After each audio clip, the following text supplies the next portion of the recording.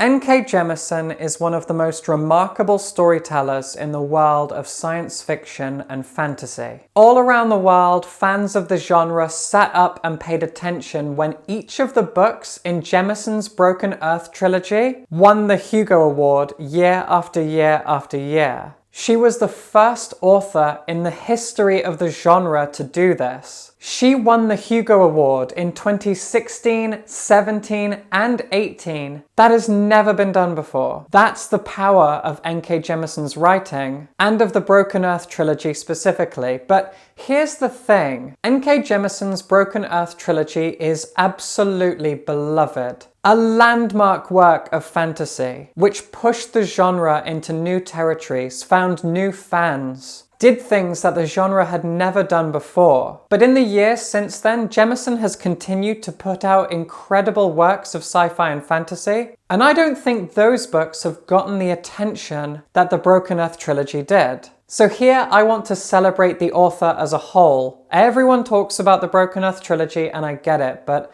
everything she touches turns to gold. N.K. Jemisin is one of the most electrifying and exciting authors the genres of science fiction and fantasy have ever had, and I'm going to prove it to you. But before I do, I have a sneaking suspicion that there's someone in my home. Specifically, there's someone in my chair. Hello. My name is Lampington Jones, and I am Willow's arch nemesis. I travel the world, stealing the illumination power of great readers like Willow, thus rendering them unable to read their precious books. And Willow Heath just happens to be in possession of the greatest illuminator of them all, this Sirius light. And now, it's mine. Oh god, she's coming. Oh my. Damn that Lampington Jones. He's always coming after me and trying to steal my most precious possession. This Sirius light, gifted to me by this video's sponsor, Serious Readers. He knows full well that my Sirius light offers an unparalleled reading experience. Here. If you can keep a secret and don't tell Lampington Jones, take a look at this. I've been reading lots of comic books recently, and the illumination power of this Sirius light, well, you can see it for yourself right now. This beautiful light has completely transformed my reading experience when it comes to enjoying comic books, and I am so grateful to Serious Readers for creating something of this quality. And I know that Lampington Jones will not rest until he has stolen the ultimate reading power in the galaxy. But with your help, we can stop him. Click the link in the description and use the offer code WILLOW to get £150 off your own Sirius light. Lampington Jones can't steal the magic of reading from all of us. Together, we are mighty. Right, now that that's sorted out, let's talk about the genius of N.K. Jemisin. And yes, we are going to begin with the Broken Earth trilogy. In case you haven't read it, the Broken Earth trilogy begins with the novel The Fifth Season. And the fifth season has one of the most iconic opening lines in all of fantasy. Let's start with the end of the world, why don't we? Get it over with and move on to more interesting things. When I first read that opening line, I knew I was in for something exciting and original, and I was right. The Guardian newspaper called the fifth season a gift to the whole of our culture, which is so intensely hyperbolic, and yet I can't disagree. I really think that if you looked at the entire scope and scale of the fantasy genre, and somehow tried to dilute it into 10 groundbreaking, genre-shifting works of fiction, the fifth season would be on that list, and it would be near the top. I cannot overstate the power of this book within the genre of fantasy. The fifth season is set on one enormous, unbroken supercontinent called the Stillness. And every once in a while, the world shifts and changes. These shifts are called seasons, and they bring upon the world natural disasters. And living on the Stillness are two kinds of people. ordinary humans, and a select few who have extraordinary powers. These X-Men-like people are called Origins, and they have the power to manipulate the Earth itself, to quell earthquakes and move rocks. They are in touch with the Earth. Origins are powerful, but they are also feared and hated. And in the 5th season, we follow 3 different Origins. The first is a middle-aged woman named Essen. In the last few years, the fantasy genre has seen a lot of protagonists who are older, but when the 5th season came out nearly a decade ago, that angle was kind of unheard of. To have a protagonist who is married with children, and for her to go out on a quest of revenge. See, the novel opens with her coming home to find that her husband has killed their son and kidnapped their daughter. He did this because he found out that Essen and her children are all Origins, and he lashed out and committed a heinous crime. And now Essen has set out on the road to track down her husband,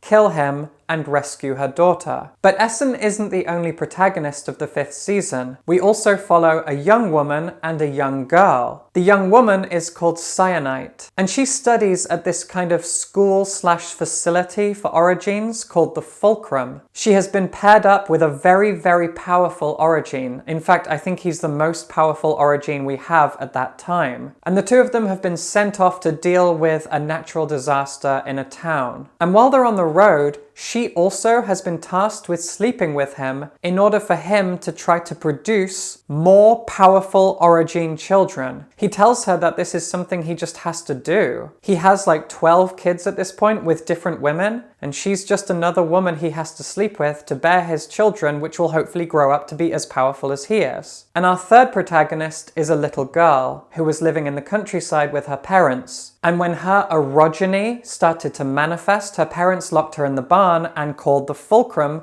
to have someone take her away, and that's exactly what happens. She is taken off to the Fulcrum to learn how to control her powers of orogeny. To tell you any more would be to spoil where the story goes, and how these 3 characters are interlinked with each other in the most surprising ways. And that's not to mention the fact that this is the first book in a trilogy. This is a truly epic saga that explores the kinds of themes and characters you just don't see in fantasy fiction. But where did N.K. Jemisin choose to turn after writing such a groundbreaking epic saga? Probably not where you'd expect. In 2019, a year after the Broken Earth trilogy was completed and fully published, N.K. Jemisin wrote a standalone Green Lantern comic book for DC Comics. This comic book is called Far Sector. Not Green Lantern Far Sector, just Far Sector. It's 12 issues long, and it was drawn by Jamal Campbell. Now, between the ages of around 18 to 23, I was an obsessive collector of DC Comics, and my 2 favorite characters were Batman and Green Lantern. Now, Batman I loved and continue to love for so many different reasons. But what I always loved about Green Lantern is that the comic is an enormous ongoing space opera. The Green Lantern Corps aren't technically superheroes. They are people chosen from planets all across the galaxy to come together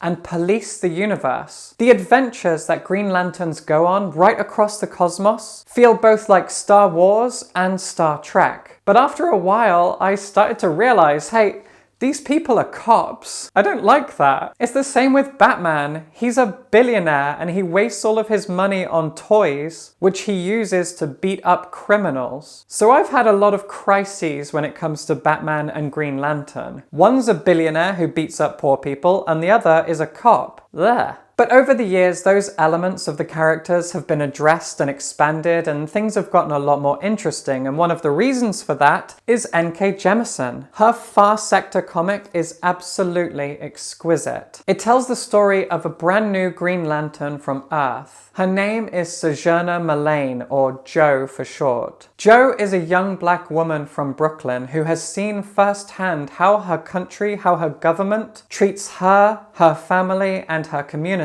But she has always done her best to try to help. She went to college to get a degree. She joined the army and fought overseas. She became a cop. And all of these were kind of bad judgment calls for her. Every single time she did one of these things that she thought was righteous and good, it turned out to only expose the corruption at the core of her culture. And now Jo has been selected by the Green Lantern Corps to become a pretty unique Green Lantern. Every Green Lantern is given a ring of power. These rings are kind of hardwired into your imagination and your willpower. Through a combination of the two, you can manifest incredible things, and the only limits of what you can create are your imagination. Jo's ring works differently. Rings are recharged by power cells, but she doesn't have a power cell. Her ring simply recharges over time, but it will eventually run out. And she has been given 1 year to try to fix an entire civilization. Out in the furthest reaches of the cosmos is an enormous civilization made up of 3 different races that once came from 2 different planets in the same solar system. These 3 races ended up destroying their homeworlds, and now they all live on a Dyson swarm, which comprises one enormous city called the City Enduring, and the City Enduring has a population of 20 billion people. And the issue at the heart of this story is something called the emotion exploit. See, the people of these 3 races blame emotions for everything bad that happened to them in the past, the destruction of their homeworlds. So for the past 500 years, all 20 billion of the residents of the City Enduring have been born without emotions. The emotion exploit is something stitched into their DNA. It keeps their emotions subdued, and so there really isn't any crime in the City Enduring. Everybody behaves themselves. Until now, because there's a new drug on the market called Switch Off, which does exactly what it says. It switches off the emotion exploit and allows people to feel their emotions. This has led to a murder, which leads to another murder. Enter the new Green Lantern, Jo Mullein. Jo has to solve all of this. She has to work to fix this entire civilization. And the journey that she goes on is so compelling. It is so thought-provoking. This is a story about narratives and propaganda and government control, censorship, democracy and protest, and so much more. Far Sector is one of the best comic books that DC have ever put out, and I think it's amazing that after writing an epic fantasy trilogy, N.K. Jemisin turned to sci-fi comics and decided to write a unique Green Lantern story. That is so cool. And after that, what did she do then? N.K. Jemisin has conquered comic books and epic fantasy. She is single-handedly rewriting the rules of these genres, of these vehicles of storytelling. Well, after that, it feels like she decided to have a bit of fun, blending genres together and creating something that is once again wholly unique. An urban fantasy duology set in modern-day New York, which began with The City We Became. The narrative hook of The City We Became is that every city that has ever existed in the world has a soul, and depending on the size of the city, depending on its population, it may have several souls, and those souls need human avatars. Those souls come into being after a time, which means that they're all different ages. Some of them are ancient, others are very, very young. And New York City, unsurprisingly, has 6 souls. The City We Became introduces us to the avatars of these 6 souls. They slowly come together and get to know each other, and they will end up confronting a villain of cosmic proportions, a Lovecraftian being that is threatening our entire world. The City We Became has a very, very different tone to the Broken Earth trilogy. For the most part, the Broken Earth trilogy is somber. It is heavy. It is a dark and serious saga. And The City We Became is pretty serious too, don't get me wrong, but it's also very, very playful. It moves and shifts between different genres. It's full of good humor. It's a novel that celebrates the great cities of our world, what those cities do for us, the community that they offer, the diversity on display. Jemisin clearly loves New York City, and The City We Became is a love letter to it. As I was reading The City We Became, something struck me. I realized that this book would have worked so well as a comic book. The avatars of New York City are colorful people with unique superpowers, and it has a comic book aesthetic, a comic book tone and color to it. It has the right sense of humor. The events and the action scenes and the character archetypes, so much of it evokes images of comic book superheroes. And I kept thinking this should have been a comic book until I remembered that N.K. Jemisin can do whatever she likes. She's written comic books. She wanted this to be a novel, and good for her. That's the thing about her, is that N.K. Jemisin is constantly playing around with genres and mediums of storytelling. If she ever decided to create a cartoon, it would be one of a kind. She has such a lively adoration for the genres of fantasy and science fiction, for the kinds of stories that can be told. She sees the full potential of these genres and how they can be used to express our imagination in ways that no other genre can, but they can also be used to present allegories to our real-world situations. N.K. Jemisin is a Black American author who so often places vital social issues at the very heart of her narratives. You see it through metaphor in the Broken Earth trilogy, and you see it very clearly and vividly in The City We Became and in Far Sector. Jemisin is constantly playing around with genres and mediums, yes, but she's also using those genres and mediums to tell vital stories about social issues like racism, sexism, queerphobia, homelessness, class divides. She tackles enormous topics from a unique perspective through a variety of different mediums and genres. And she's also paved the way for so many great authors who are now doing similar things. Since she started writing fantasy, so many other great authors of color and queer authors have come along to enter fantasy and science fiction spaces and tell rich and diverse stories of their own. She has paved the way